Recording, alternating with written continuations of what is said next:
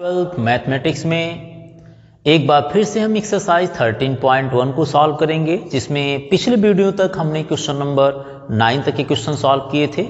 आप पढ़ रहे हैं कंडीशनल प्रोबेबिलिटी, तो सारे क्वेश्चंस हमारे कंडीशनल प्रोबेबिलिटी बेस्ड पर है। तो चलिए देखते हैं क्वेश्चन नंबर 10 क्या कह रहा है। क्वेश्चन नंबर 10 है a black and a red dice are rolled, page number 539 की बात कर रहे हैं। एंड क्वेश्चन नंबर ए इसमें है find the conditional probability of obtaining a sum greater than 9 and given that the black die resulted in a 5, and second part is find the conditional probability of obtaining the sum 8 and given that the red die resulted in a number less than 4। so सबसे पहले condition को देखिए कि जब भी हम conditional probability को solve करते हैं तो हमें सिंपल स्पेस लिखना होता है। तो हम यहाँ पर बात करेंगे सोल्यूशन ऑफ क्वेश्चन नंबर 10 के लिए। आपको दिया गया है black and red dice are rolled, that means total number of sample space 36 हो जाएंगे। तो एक रेड है और एक ब्लैक है, तो पहला ब्लैक होगा, बाद में रेड लिखे जाएंगे। तो अगर आप सिंपल स्पेस नहीं भी लिखना चाहते तो नहीं लिख सकते हैं, लेकिन थोड़ा सा क्योंकि नंबर ऑफ सिंपल स्पेस के जो आउटकम होंगे वो 36 है, तो इसलिए आप लिख लीजिए क्योंकि लिखा जा सकता है। तो सबसे पहले हम लिखेंगे टोटल नंबर ऑफ आउटकम जो हमारे पास क्या बन रहे हैं। तो यहाँ पर हो जाएंगे 1 से लेकर शुरू करेंगे, next is 1 2 and similar is 1 6 मैंने लिख दिया, ठीक है ना। 1 6 या सिमिलर तो इसमें की एलिमेंट्स चाहिए, इसलिए पूरा ही लिखना पड़ेगा। तो 1 1 1 2 एंड 1 3 1 4 1 5 और 1 6, ऐसा क्योंकि हमारे पास जो क्वेश्चन जो पूछा गया वो इन्हीं आउटकम बेस पर, इसलिए पूरा लिख लीजिए इसको। 2 1 and next is 2 2, next is 2 3 and next is 2 4 and 2 5 और नेक्स्ट 2 6। Same 3 1 3 2 3 3 3 4 and 3 5 and 3 6। उसके आगे नेक्स्ट लिखा जाए तो 4 1 और 4 2 4 3 4 4 4 5 और 4 6 आ जाएगा, ठीक है ना। नेक्स्ट 5 1, क्योंकि पहला आपका ब्लैक होगा दूसरा रेड होगा, तो 5 1 5 2 5 3 and next is 5 4, next is 5 5 और 5 6 हो जाएंगे। उसके बाद आपके हो जाएंगे 6 1 6 2 6 3 और नेक्स्ट आ जाएंगे 6 4 और नेक्स्ट 6 5, इसके बाद नेक्स्ट आ जाएगा 6 एंड 6। ये टोटल आपके पास सिंपल स्पेस हो गए, जबकि एक ब्लैक और एक रेड डाइस मतलब दोनों मिलकर 36 सिंपल स्पेस आउटकम्स बनाएंगे, ये आपके बन गए। अब हमारे पास जो क्वेश्चन पूछता है वो जरा देखिएगा। सोल्यूशन ऑफ ए पार्ट की कर रहे हैं, इसमें पूछा है find the conditional probability. Conditional probability किसके लिए पूछा है? पहले में तो 6 to 9 जब क्वेश्चन पढ़े होंगे तो उसमें ई और एफ गिवन थे। यहाँ पर कंडीशनल प्रोबेबिलिटी क्या होती है? मैंने आपको कंडीशनल प्रोबेबिलिटी बताया था कि जब मान लीजिए आपके कोई इवेंट ई है और वहाँ पर या ए और बी के बारे में बताया था कि probability of A by B क्या होता है। ए बाई बी मीन्स होता है कि बी इज ऑलरेडी हैपेंड होता है और हमें ए की प्रोबेबिलिटी फाइंड करनी होती है। तो ऐसे में यहाँ कंडीशन दिया है कि find the conditional probability of obtaining a sum greater than 9। हमें ई के लिए प्रोबेबिलिटी फाइंड करनी। मान लीजिए जो ये हमारे पास कंडीशन दिया उसको मैंने ई से रिप्रेजेंट कर दिया, और ई क्या है? अ सम ग्रेटर देन 9 होना चाहिए। तो आप ले लीजिए यहाँ पर सम ऑफ द आउटकम्स होना चाहिए क्या? ग्रेटर देन किससे हो? 9 से ग्रेटर देन हो। आपके लिए ये दिया है, इसकी प्रोबेबिलिटी फाइंड करनी। जबकि एफ क्या होगा? एफ इज इक्वल टू यहाँ पर जो गिवन होता है, गिवन मतलब जो गिवन होता है वो हमेशा अपान होता है क्योंकि इट इज ऑलरेडी हैपेंड होगा। तो गिवन क्या है? Given that the black die resulted in 5, वो सारे ब्लैक डाई जो कि 5 शो करता है वो एफ के एलिमेंट हो जाएंगे। तो यहां पर हो जाएगा F is equal to black die so 5, black die so 5 हमने लिख दिया। ब्लैक डाई रिजल्टेड 5 या ब्लैक डाई सो 5 है। यहां पर ई की probability means probability E by F find करना है।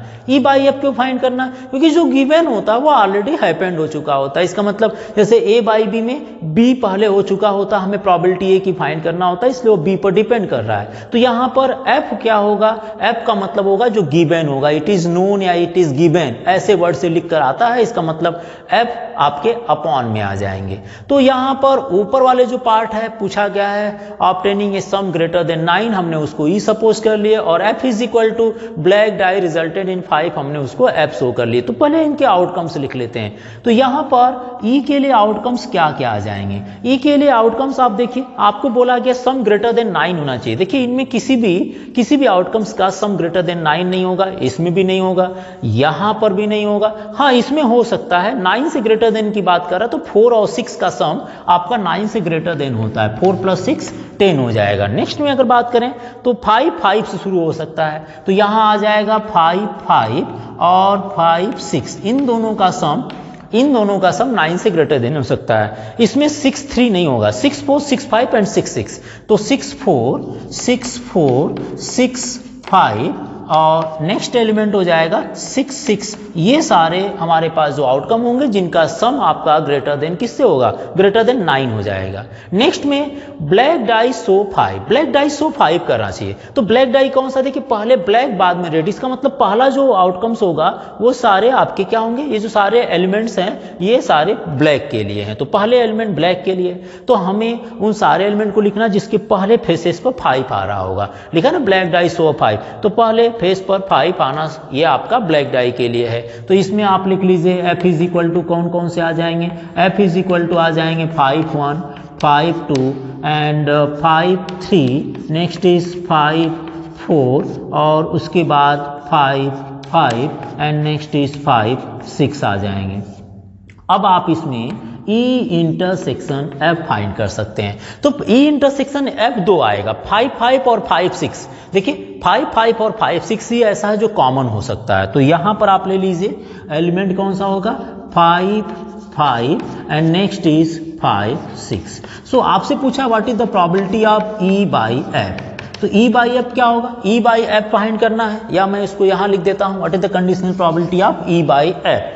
तो यहां लिख लीजिए प्रोबेबिलिटी E अपॉन एफ। क्यों E अपॉन एफ? बिकॉज हमने F को मान लिए हैं जो गिवन है, और E इज इक्वल टू जिसको पूछा गया था, तो E अपॉन एफ मान लिए, और E अपॉन एफ मीन्स हो गया number of element in E intersection F upon number of element in F। Number of element E intersection F में कितना होगा? आपके पास 2 एलिमेंट हो जाएंगे, तो यहाँ 2 हो गया, और number of element in element कितने? सेट B F में, तो 1 2 3 4 5 6 है। इसका मतलब ये 2 upon 6 which is equal to 1 upon 3 आ जाएगा, 1 अपॉन 3 आ जाएंगे, क्योंकि ये पूछा गया था।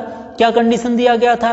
कंडीशन दिया था सम ग्रेटर देन 9 हो, इसलिए सम ग्रेटर देन 9 के वो सारे आउटकम्स ले लिया गया जिसमें एलिमेंट का सम 9 से ग्रेटर देन हो, और F इज इक्वल टू दिया गया था ब्लैक डाई 5 शो करे। तो हमने पहले फेसेस को, पहले एलिमेंट को ब्लैक डाई सपोज किया पहले, क्योंकि पहले ब्लैक बाद में रेड डाइस को रोल्ड किया जा रहा, तो पहले फेसेस पर जो आएंगे वो ब्लैक होंगे, दूसरे वाले पर रेड होंगे। तो इसलिए हमने 5 से स्टार्ट होने वाले जो भी एलिमेंट्स आए उन सबको ले लिया, उसके बाद जो कॉमन बनेगा आप उसके बेसिस पर कैलकुलेशन कर सकते हैं। नेक्स्ट में इसी में बात करते हैं कि आउटकम्स तो यही लिखे जाएंगे। तो अगले क्वेश्चन की बात करें अगर सेकेंड में, देखिए E और F अब क्या होगा, हम पहले उसकी बात करते हैं, ठीक है ना, फिर E बाय F फाइंड कर लेंगे।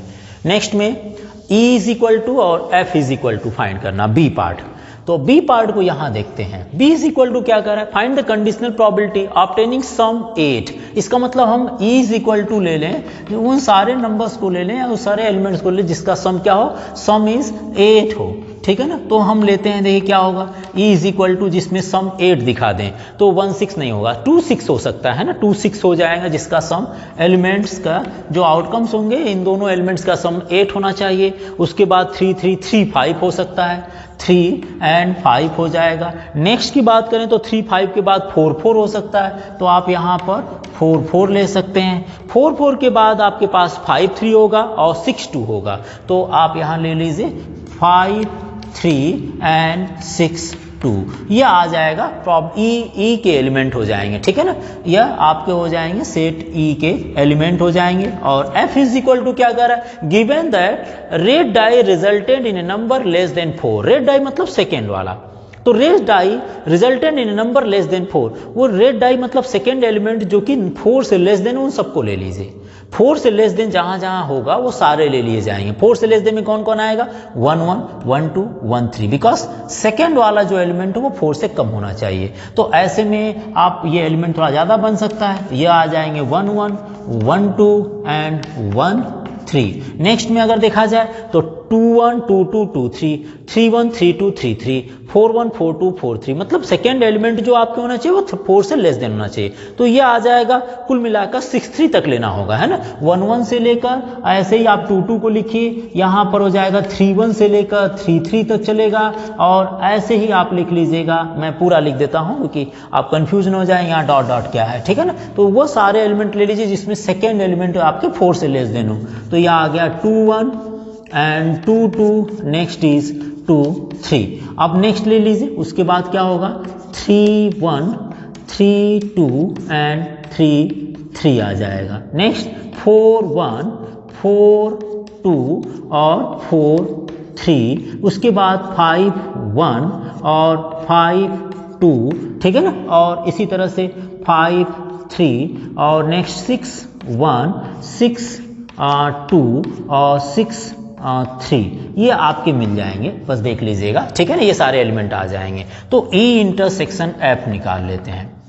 हमें यहाँ पर देखिए कि यहाँ पर सम 8 होना चाहिए, और यहाँ पर पूछा है कि जो सेकेंड आई एलिमेंट होना चाहिए वो 4 से लेस देन हो। तो 4 से लेस देन बस ओनली इसमें मिलेगा, और ये देखिए 4 से लेस देन नहीं, ये भी नहीं है, ये भी नहीं। तो 5 3 और 6 2 दोनों में कॉमन आएगा। देखिए यहाँ पर 6 2 है और 5 3 है, तो 5 3 और 6 2 दोनों में एलिमेंट कॉमन आएंगे। वो एलिमेंट कौन से होंगे जो कॉमन हो रहे हैं, तो उसको लिख दीजिएगा 5 2 एंड 6 3। अब आपसे प्रोबेबिलिटी पूछा है, what is the probability of E by F. E by F नहीं दिया, मैंने ई और एफ अपने मन से सपोज कर लिया था, उसको ई मान लिया था सम 8 को, और बाकी जो गिवन था उसको एफ सपोज कर लिया गया था। तो E by F is equal to number of element in E intersection F which is equal to 2 होगा, और अपॉन एफ मीन्स हो गया जितने एलिमेंट आपके एफ में होंगे। तो ये आपका 3 6 9 3 4 12 3 5 15 एंड 6 18 हो जाएगा। तो 2 अपॉन 18 और which is equal to 1 upon 9 आ जाएगा। 1 अपॉन 9 इस क्वेश्चन के लिए आ जाएंगे।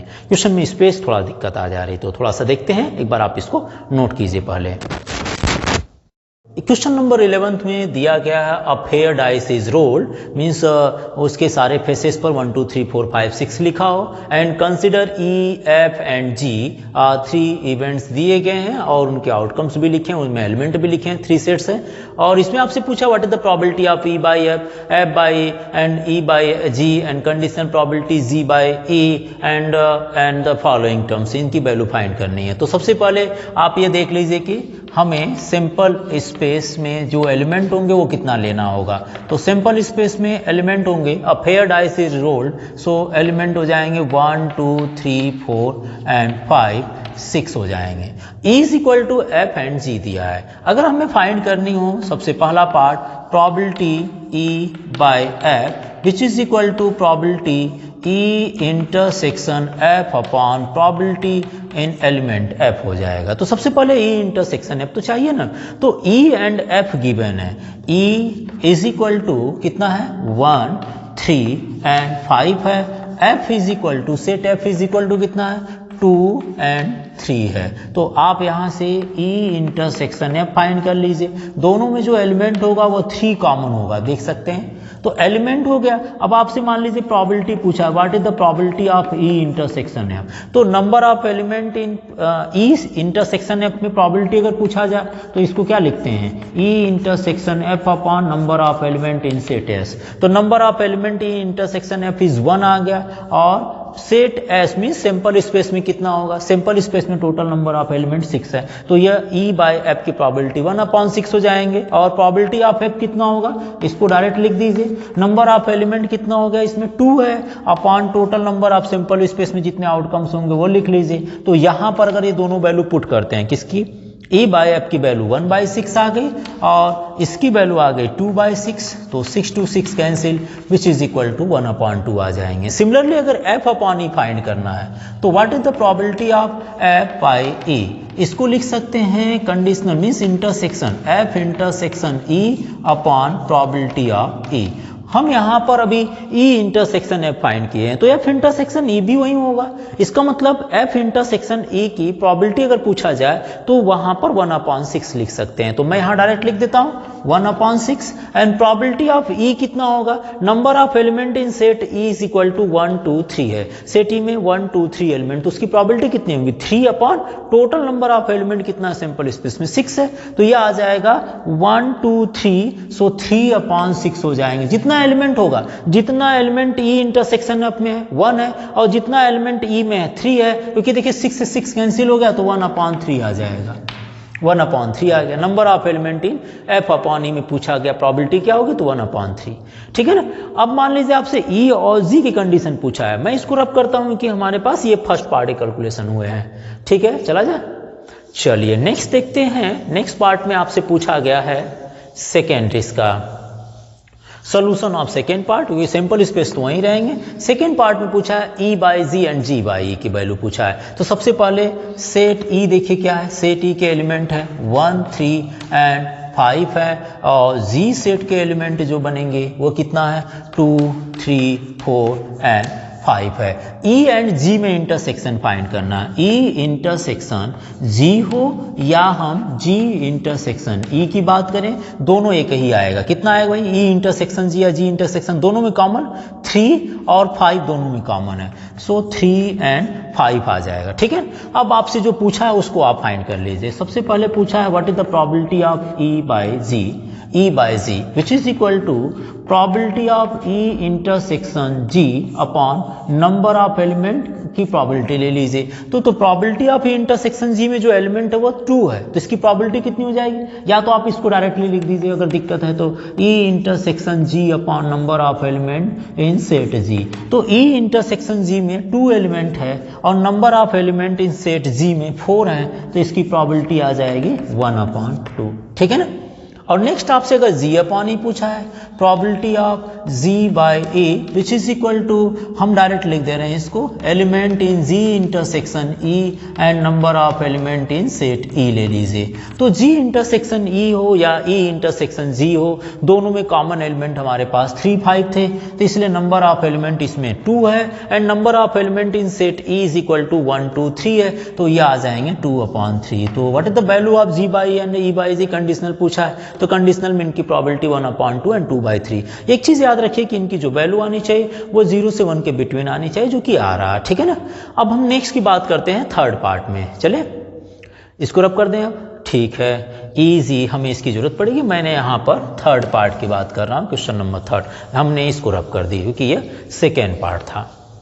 अब आपसे क्या पूछा है, ई जी और एफ भी ले लीजिए। एफ कितना है, सेट एफ के जो एलिमेंट है उसको भी लिख लीजिए, वह आपके 2 एंड 3 है। अब आपसे पूछा है E by E union F upon G, अगर इसकी प्रोबेबिलिटी डायरेक्ट निकाला जाए क्या होगा, प्रोबेबिलिटी अगर आपसे पूछा जाए E union F upon G, तो हम इसको लिख सकते हैं, क्या लिखते हैं, probability of E union F intersection G, because हमें दो सेट के बीच का इंटरसेक्शन लेना पड़ता है, तो हम लिखेंगे E union F intersection G upon probability of G set, ये आपका होगा E union F intersection G upon, because A intersection B upon B हुआ करता है। तो सबसे पहले ई और एफ का यूनियन फाइंड कीजिए, बाद में जी के साथ इंटरसेक्शन और जो एलिमेंट आए वहां लिख लेंगे। तो हम यहाँ फाइंड करेंगे ई यूनियन एफ। पहले ई यूनियन एफ में कितने एलिमेंट होंगे, देखिए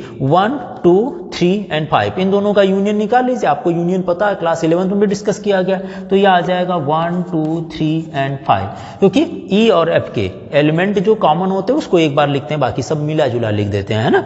अब हमें फाइंड करना है ई यूनियन एफ इंटरसेक्शन जी के साथ, देखिए क्या कॉमन है इनमें और जी सेट में, जी सेट के जो एलिमेंट है और ई यूनियन एफ के एलिमेंट है, इनमें कॉमन क्या है, तो कॉमन है आपके पास 2 एंड 3, 2 3 एंड 5, 2 3 एंड 5, तो ये आ जाएंगे 2 3 एंड 5 हो जाएगा, ये आपके हो जाएंगे। अब आप इसको क्या कर सकते हैं, आप प्रोबेबिलिटी लिखिए, अगर प्रोबेबिलिटी नहीं लिख सकते हैं तो इसको लिखिए E union F intersection G में जितना एलिमेंट होगा और number of element in G set में जितना होगा दोनों को डिवाइड कर देंगे। तो E union F intersection G में एलिमेंट 3 थे, तो यहाँ लिख देंगे 3 upon number of element in G set 1 2 3 4। तो यहां पर आप लिख दीजिए 3/4 आ जाएगा, ठीक है ना, 3/4 आ गया।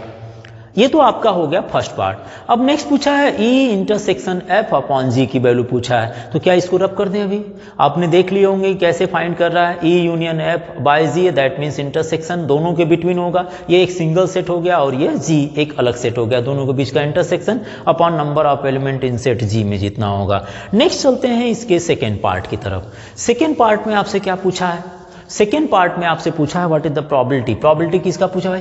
प्रोबेबिलिटी पूछा है E intersection F upon G की वैल्यू पूछा है। इसका मतलब हम लिखेंगे probability E intersection F intersection G upon probability of G, या हम लिख दें number of element E intersection F intersection G, है ना, upon number of element in G set. तो सबसे पहले ई इंटरसेक्शन एफ निकालते हैं, फिर जी के साथ इंटरसेक्शन। तो ई इंटरसेक्शन एफ कितना होगा? Common element E and F set में कितना आएगा भाई? देखिए दोनों में आपके 3 कॉमन होंगे, तो ये आ जाएगा, आपके एलिमेंट कितने आ जाएंगे? ये 3 आ जाएंगे, ठीक है ना। और नेक्स्ट आपसे पूछा है E intersection F and intersection G. तो देखिए दोनों में कॉमन क्या आ रहा है?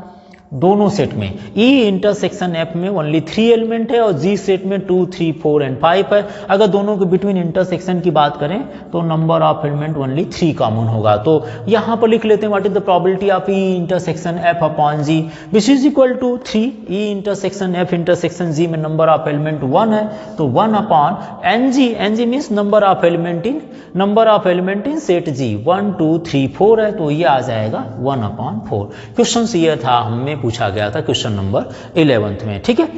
नेक्स्ट चलते हैं क्वेश्चन नंबर 12 की बात कर लेते हैं। इसको रब कर दें, अब हो गया कंप्लीट, चला जाए। चलिए क्वेश्चन नंबर 12 को देखते हैं क्या पूछा है।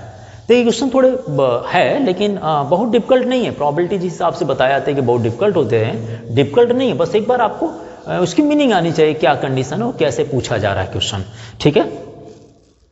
नेक्स्ट है क्वेश्चन नंबर 12 की बात कर रहे हैं।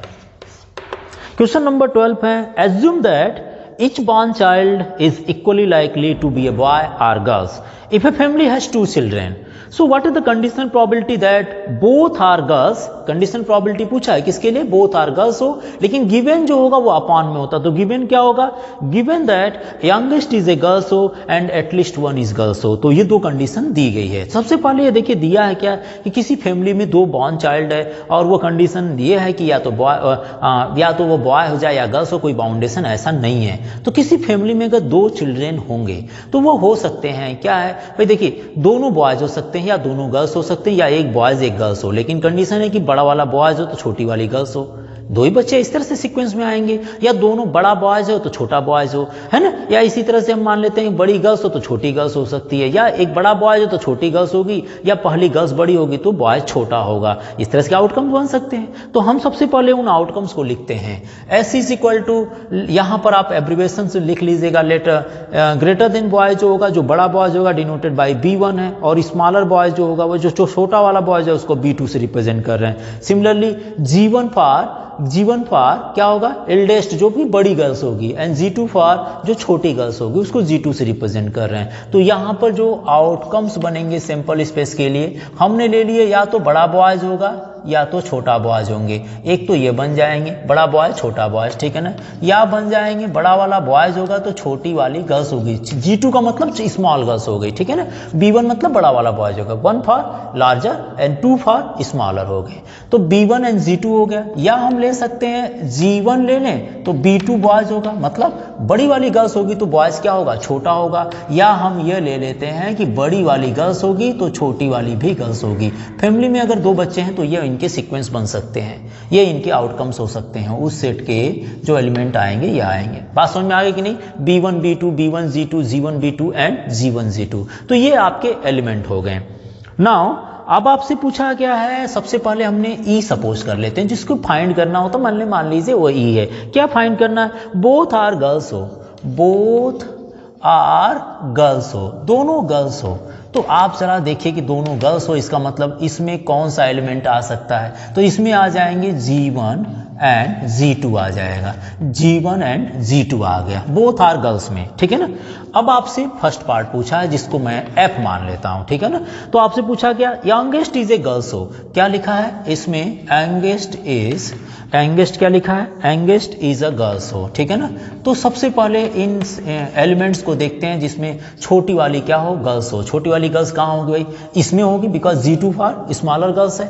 तो यहाँ पर B1 और B1 एंड G2 हो गया, एक हो गया। छोटी वाली गर्ल्स हो तो छोटी वाली गर्ल्स यहाँ भी हो सकती है, G1 और G2 की, इसमें भी स्मॉलर गर्ल्स है, मतलब G2 जहाँ होगा वो सारे लेना है। तो आपसे इसमें जो पूछा है वो पूछा था what is the probability E by F. E by F क्यों लिखा मैंने, E अपने मन सपोज किया, let E is denoted by probability of both girls, तो E हो गया, F is equal to given है जो कि अपॉन में होगा, तो E इंटरसेक्शन ये क्या होगा, E by F is equal to probability of E intersection F upon probability of F, या आप लिख सकते हैं number of element in E intersection F upon number of element in set F। तो सबसे पहले E इंटरसेक्शन F ले लीजिए। E इंटरसेक्शन F में देखिए कॉमन क्या मिलेगा, G1 G2 कॉमन मिल जा रहा है, तो यह आ जाएगा G1 एंड G2, ये एक आ जाएंगे, G1 G2 हो गया, ठीक है ना। तो अगर हम एलिमेंट की बात करें तो G1 G2 मतलब नंबर ऑफ एलिमेंट कितना हो गया, E इंटरसेक्शन F में 1 हो गया, और number of element in F में कितना हो गया, 2 हो गया, तो प्रोबेबिलिटी आ जाएगी 1/2। एंड इसके सेकेंड पार्ट में क्या पूछा उसकी बात कर लेते हैं। सेकेंड पार्ट में पूछा है एटलीस्ट 1 इज गर्ल्स हो, एटलीस्ट 1 इज गर्ल्स हो, चलिए इसको लिख लेते हैं। At least means F is equal to at least, यहां लिख लीजिए एटलीस्ट 1 इज गर्ल्स हो। वो सारे आउटकम्स ले लीजिए जिसमें कि कम से कम एक गर्ल्स हो, ज्यादा से ज्यादा दोनों गर्ल्स हो जाए, बिकॉज एटलीस्ट वर्ड यूज किया गया है, तो कम से कम एक गर्ल्स हो, ज्यादा से ज्यादा दोनों गर्ल्स हो जाए, तो कम से कम एक गर्ल्स हो, ये तीनों आ जाएंगे, और मैक्सिमम दोनों गर्ल्स हो जाएं, बोथ आर गर्ल्स हो, तो ये आ जाएगा, क्या क्या आ जाएंगे भाई, इसमें आ जाएगा B1 एंड G2 आ जाएगा, नेक्स्ट आ जाएंगे G1 एंड B2 आ जाएगा, और नेक्स्ट आ जाएंगे G1 एंड G2 आ गया।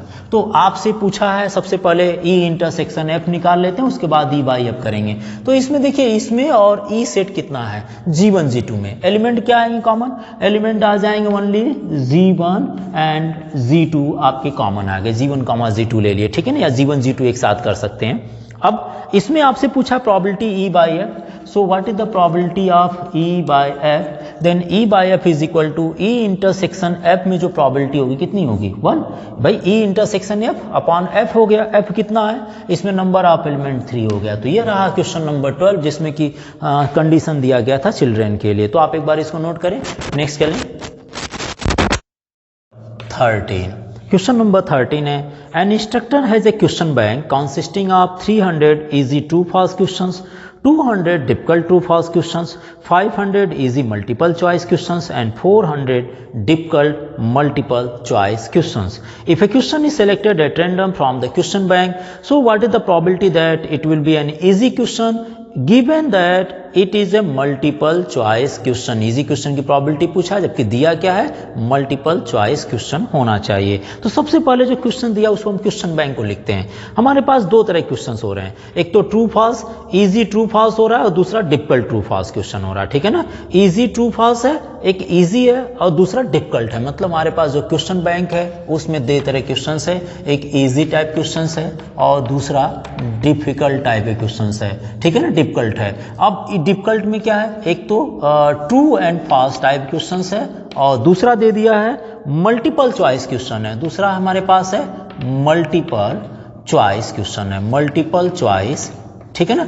तो दो तरह के क्वेश्चंस है, true false easy true false है या डिफिकल्ट ट्रू फॉल्स है या इजी मल्टीपल चॉइस क्वेश्चंस है ना, लिखा ना, and difficult multiple choice questions. ये आपका मान लीजिए बॉक्स बन गया, ठीक है ना, जिससे कि आप क्वेश्चन को आसानी से समझ पाएंगे। ये इस तरह से क्वेश्चन बैंक तैयार होगा। नाउ अब हम लेकर चलते हैं क्वेश्चन बैंक के बाद हमारे पास जो क्वेश्चन उसको लिखते हैं। 300 इजी ट्रू फॉल्स क्वेश्चन है, easy and true false question number 300 है। And 200 difficult true false question है, difficult true false question is 200 है। Next is 500 easy multiple choice question, easy and multiple choice question is 500 and next is 400 difficult multiple choice question, difficult multiple choice question is 400। ठीक है ना। अब आपको पूछा क्या गया वो लिख लीजिए, सबसे पहले जो पूछा जाता है उसको ई से लिख दीजिए और एलिमेंट ई से रिप्रेजेंट कर लिए, ठीक है, सेट ई से।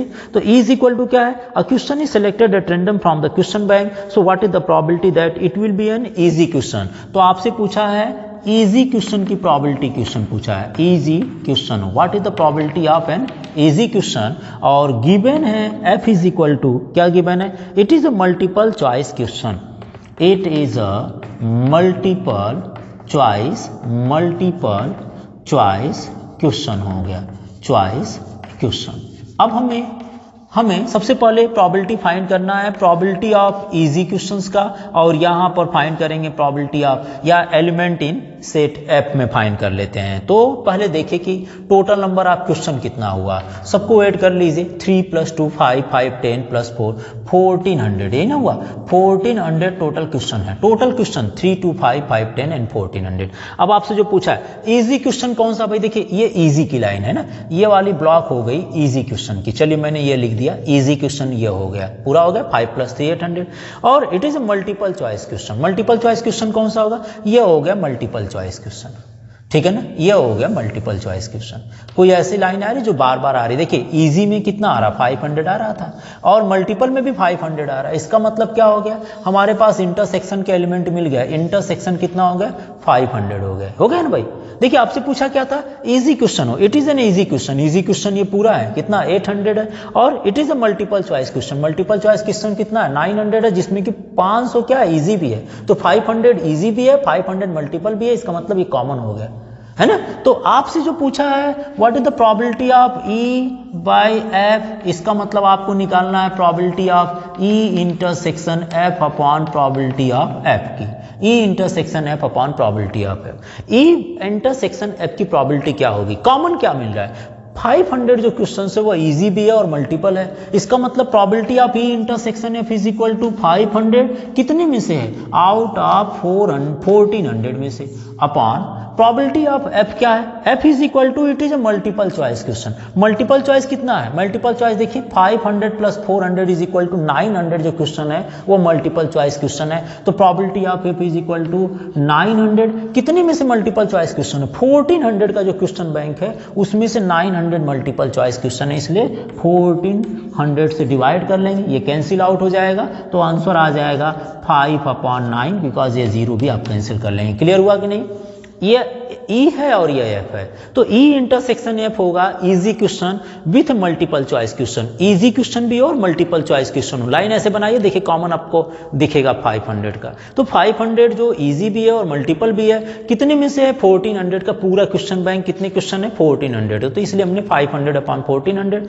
और F is equal to number of है, F इज इक्वल टू क्या होगा, it is a multiple choice question, multiple choice question ये पूरा है, कितना है, ये पूरा मल्टीपल चॉइस क्वेश्चन है, इसका मतलब 5 + 4 is 900, so 900 upon 1400 is equal to 5/9 आ जाएगा। नेक्स्ट चलें क्वेश्चन नंबर नेक्स्ट लेकर, क्वेश्चन नंबर 14, आई थिंक ये इजी क्वेश्चन था वैसे तो, ठीक है। अब हम देखते हैं क्वेश्चन नंबर 14 को। क्वेश्चन नंबर 14 में क्या पूछा है, क्वेश्चन नंबर 14 में पूछा है given that 2 numbers appearing on throwing 2 dice are different. आपको गिवन है कि क्या दिया, दो जब 2 डाइस को थ्रो करते हैं तो जो नंबर्स मिलते हैं वो डिफरेंट नंबर है, वो गिवन है।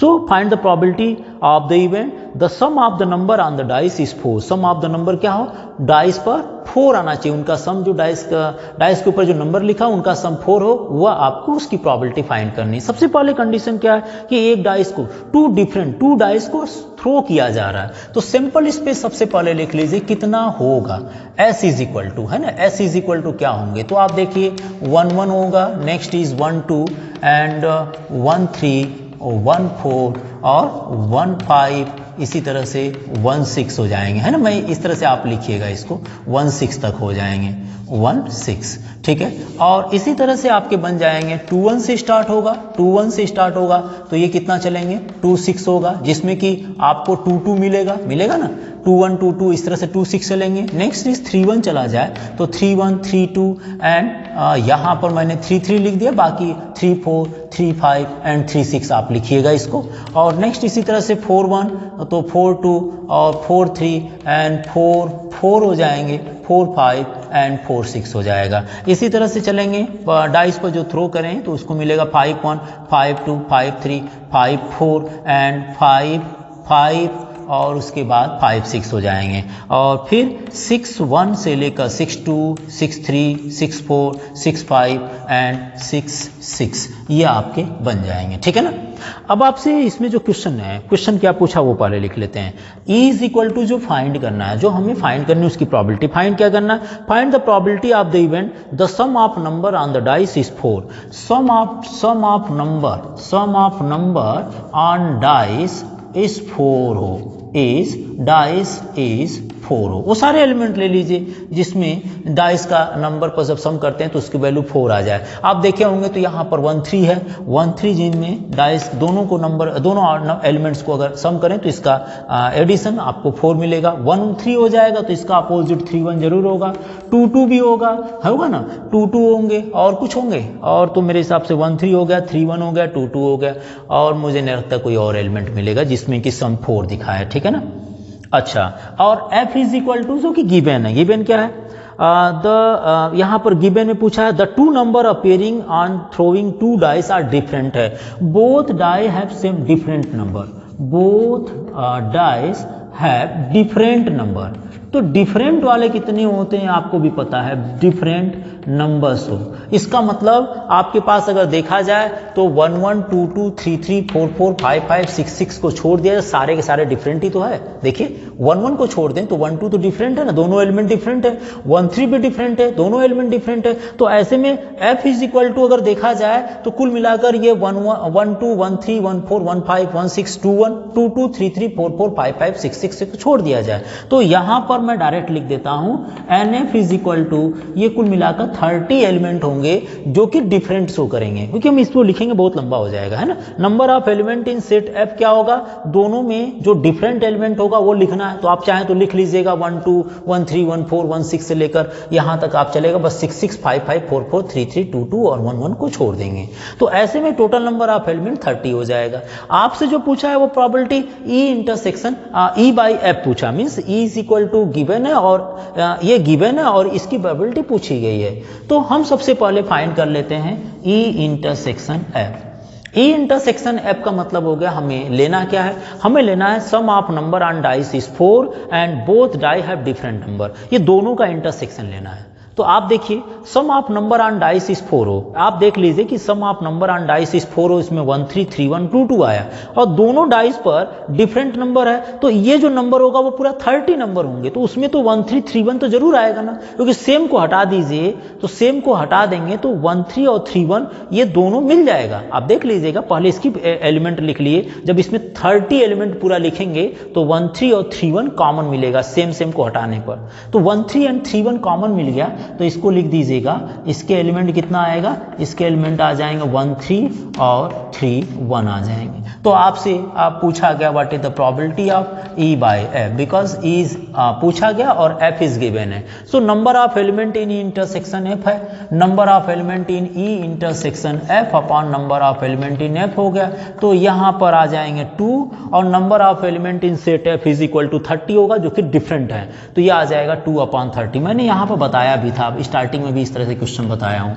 तो probability of E by F is equal to 1 upon 15 आ जाएगा, ठीक है। आप देख लीजिएगा मैंने पूरा यहाँ पर एलिमेंट नहीं लिखे हैं, आउटकम्स इसके सारे नहीं लिखे हैं, वो 30 होगा तो इसमें से आप 30 लिख सकते हैं, और ये डॉटेड डॉटेड का मतलब होगा, इसको कंप्लीट कर लीजिएगा, ठीक है ना।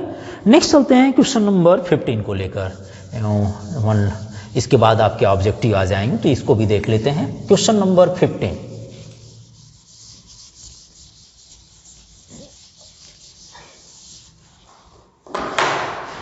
चलिए देखते हैं क्वेश्चन नंबर 15 क्या है।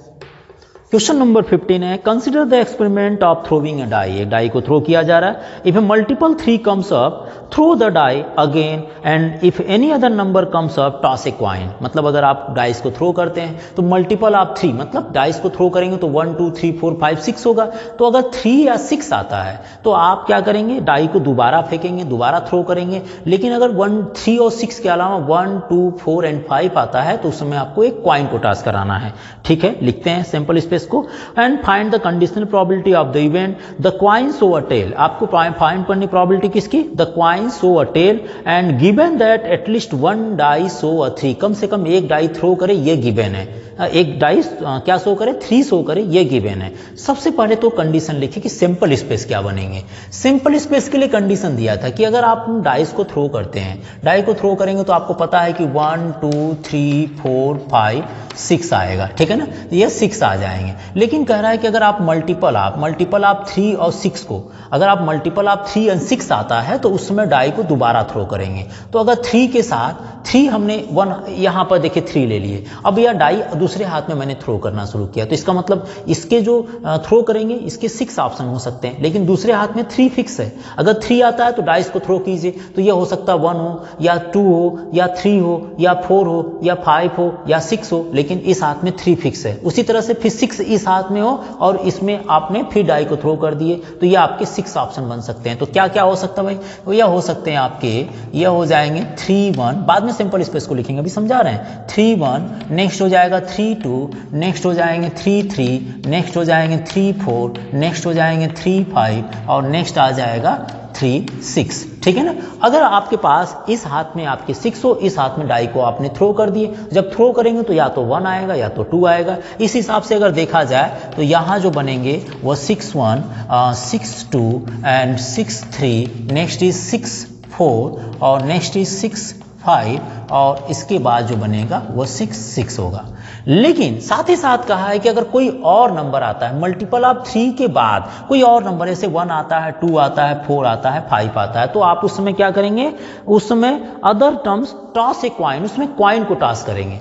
जब इस हाथ में आपने 1 ले लिए, इधर क्वाइन ले लिए, क्वाइन को टॉस कर दीजिए, क्या आ सकता है, या तो हेड आएगा या तो टेल आएगा। इसका मतलब 1 दूसरे पहले हाथ में है, अगर इसका सिंपल स्पेस लिखा जाए तो 1 के साथ हेड आ सकता है या 1 के साथ टेल आ सकता है। इसी तरह से अगर मान लीजिए 2 आया होगा तो अब भी क्या करना है, क्वाइन को टॉस कराना है, तो वो भी आएगा 2 हेड और 2 टेल। या उसी तरह से अगर 4 ले लेते हैं तो 4 के साथ आपको क्वाइन को टॉस कराना है, 4 हेड और 4 टेल आएगा। और अगर आपके पास 5 आता है, मल्टीपल आप 3 के अलावा कोई और नंबर आएगा तो क्वाइन को ही टॉस कराना है। तो जब क्वाइन को टॉस कराएंगे तो यह होगा 5 हेड और 5 tell.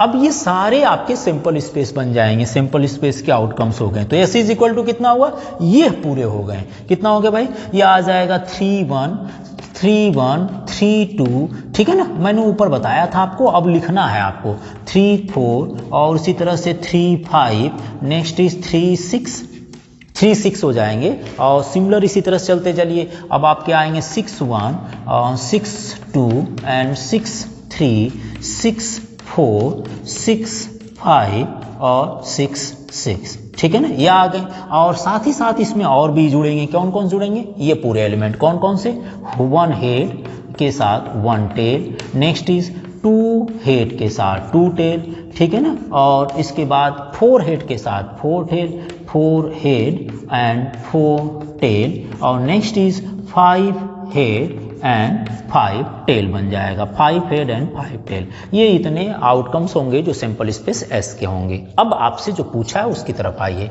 E is equal to find करना है, F is equal to given, हम ऐसा मानकर चल रहे हैं। तो E इज इक्वल टू क्या है, find the condition probability of the event the coin show a tail. E is equal to कह रहा है क्वाइन शो, क्या शो करे भाई, coin show a tail, coin tail show करे, क्वाइन टेल शो करे, ऐसे सारे एलिमेंट्स लिख लीजिए, सारे आउटकम्स लीजिए, इसमें क्वाइन टेल शो कर रहा है। तो देखिए टेल है 1 tail 2 tail and 4 tail 5 tail है जिसमें क्वाइन टेल शो कर रहा है। तो वो कौन कौन से हो गए, 1 टेल हो गया, उसके बाद आपके आ गए 2 टेल हो गए, नेक्स्ट हो गए 4 टेल हो गए और नेक्स्ट हो गया 5 टेल हो गया। इसमें आपके क्वाइन जो है टेल शो कर रहे थे वो हमने सारे ले लिए। अब इसके बाद F इज इक्वल टू जो कि गिवन है, गिवन क्या है, F इज इक्वल टू जो कि गिवन है, गिवन क्या है, given that at least one die show a 3, at least one die, कम से कम एक डाई पर 3 आया हो, एटलीस्ट वन डाई सो क्या शो करे भाई, 3 शो करे। वो ले लीजिए सारे एलिमेंट्स जिसमें कि कम से कम एक डाई पर, ज़्यादा ज़्यादा दोनों डाइस पर 3 आए हों। तो देखिए ये 3 1 3 2 3 3 3 4 3 5 3 6 और साथ ही साथ 6 3, ये सारे एलिमेंट्स हो जाएंगे जिसमें कम से कम एक डाइस पर 3 आया हो और दोनों डाइस पर 3 आए हों। बिकॉज एटलीस्ट कहा तो मिनिमम से मैक्सिमम चलेंगे, तो वो सारे एलिमेंट ले लीजिए जिसमें 1 डाइस पर 3 आया हो। तो 3 1 एंड नेक्स्ट इज 3 2 और नेक्स्ट इज 3 3, नेक्स्ट इज 3 4 और नेक्स्ट 3 5 और इसके बाद आपके चलेंगे 3 6 और 6 3 हो जाएंगे, 6 3 आ जाएंगे, ठीक है ना, 6 3 आ जाएंगे। अब आपसे पूछा है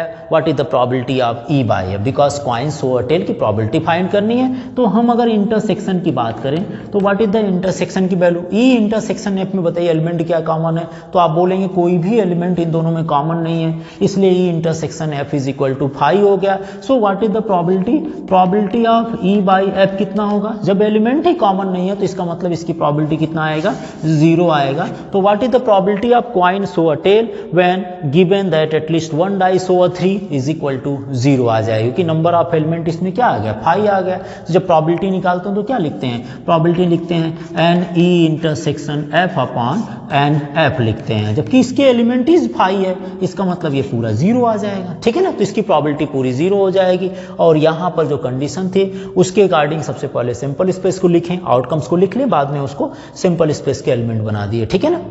अच्छा, अब चलते हैं क्वेश्चन नंबर 16 की तरफ। एक बार आप इसको नोट कीजिए जरा, एक बार रब कर दें इसको। नेक्स्ट चलते हैं क्वेश्चन नंबर 16 लेकर, ठीक है। ये ऑब्जेक्टिव क्वेश्चन है, क्वेश्चन ऑब्जेक्टिव तैयार रखिएगा बोर्ड एग्जाम के लिए।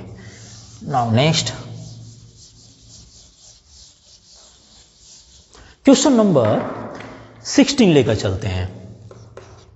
क्वेश्चन नंबर 16 है A probability of A is equal to 1 upon 2 and probability of B is equal to 0 दिया है, probability of B is equal to 0.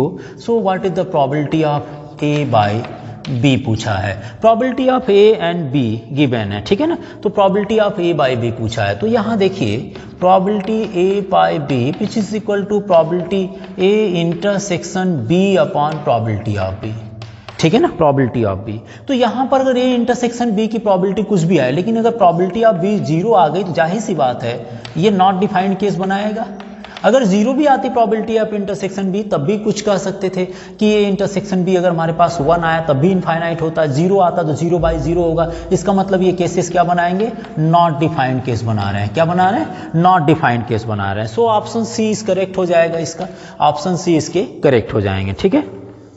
And next is question number 17 में पूछा है, क्वेश्चन नंबर 17 देखते हैं। क्वेश्चन नंबर 17 क्या पूछा है, क्वेश्चन नंबर 17 में दिया if A and B are the event such that probability of A by B is equal to probability B by A, ये आपको गिवन है। So that the following 4 condition पूछा है। अगर ये दोनों आपस में बराबर हो तो इसका मतलब क्या हो सकता है, इसका मतलब हो सकता है कि A intersection B upon probability of B and B intersection A means हो गया B intersection A upon probability of A. या हम ये भी कह सकते हैं कि ए इंटरसेक्शन बी और बी इंटरसेक्शन ने, बात तो है क्या, ये दोनों आपस में कैंसिल किया जा सकते हैं, तो हम ये कह सकते हैं कि probability of A and probability of B equal होगा। अगर दोनों की प्रोबेबिलिटी इक्वल होगी तो ये नहीं कह सकते हैं कि एलिमेंट भी इक्वल हो, ठीक है ना, एलिमेंट इक्वल नहीं कहेंगे हम।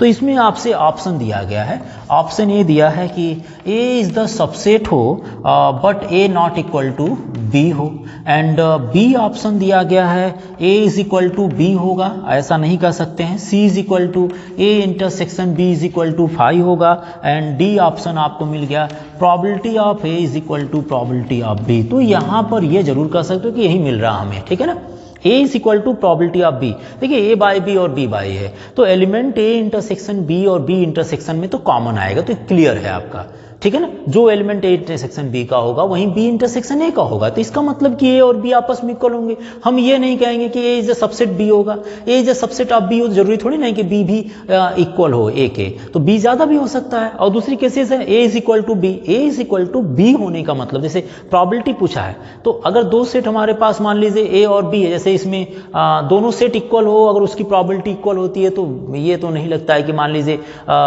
एक सेट में 1 2 है और दूसरे सेट में 3 4 है, तो दोनों की प्रॉबिलिटी तो जाहिर सी बात है 2 upon total number of element अगर 6 हो तो 2/6 हो। लेकिन इस केसेस पर दोनों सेट को बराबर नहीं कहा जा सकता। दोनों सेट का इंटरसेक्शन फाई है, तो अगर ए सेट 1 2 हो, बी सेट अगर मान लीजिए, देखिए हमने यहाँ पर सपोज किया कि अगर सिंपल स्पेस में एलिमेंट ले लिया जाए 1 2 3 4 5 एंड 6 ले लिया जाए, तो इसका मतलब आप इस केसेस को आप अगर देखना चाहे तो ए इज इक्वल टू 1 2 ले लीजिए and B is equal to 1 2 3 and 4 ले लीजिए, A not equal to B हो, केसेस में ये दिया है, तो इसका मतलब देख लीजिए दोनों के ये ए सबसेट बी हो तो ए सबसेट बी है, लेकिन वो प्रॉबिलिटी नहीं बनाएगी। अगर ए और बी आपस में इक्वल हो तो क्या प्रॉबिलिटी आपस में इक्वल होगी? तो ऐसे केसेस में इसको ले लीजिए ए और बी अगर इक्वल, ए और B sorry probability of A is equal to probability of B अगर फाइंड करना हो, तो यहाँ पर आप देख सकते हैं इसकी प्रॉबिलिटी 2/6 हो जाएगी, प्रॉबिलिटी ऑफ बी भी 2/6 हो जाएगी, बट दोनों सेट आपके डिफरेंट हो सकते हैं, है ना। और ए इंटरसेक्शन बी की बात करें, अगर ए इंटरसेक्शन बी फाई हो, तो देखिए इन दोनों का इंटरसेक्शन फाई हो रहा है, लेकिन दोनों की प्रॉबिलिटी अगर बात कर लें कि A intersection B is equal to phi हो जा रहा है, तो ए इंटरसेक्शन बी फाई होने का मतलब हो गया कि यहाँ पर एलिमेंट आप ले लीजिए 5 भी ले लीजिए। अगर ए और बी का इंटरसेक्शन देखा जाए तो ए इंटरसेक्शन बी क्या मिलेगा, इनमें 5 मिलेगा, लेकिन दोनों का प्रॉबिलिटी क्या होगी, इसकी प्रॉबिलिटी 2/6, उसकी प्रॉबिलिटी 3/6 हो जाएगी, तो तब भी इक्वल नहीं होगा, ये कंडीशन फॉलो नहीं करा। तो ये आप ऑप्शन डी को टिक मार लीजिएगा, ये टिक आपके हो जाएंगे, ठीक है ना। तो ये रहा क्वेश्चन नंबर 17 हो जाएंगे। अब उसके बाद नेक्स्ट वीडियो में अगले एक्सरसाइज की बात करेंगे फिर।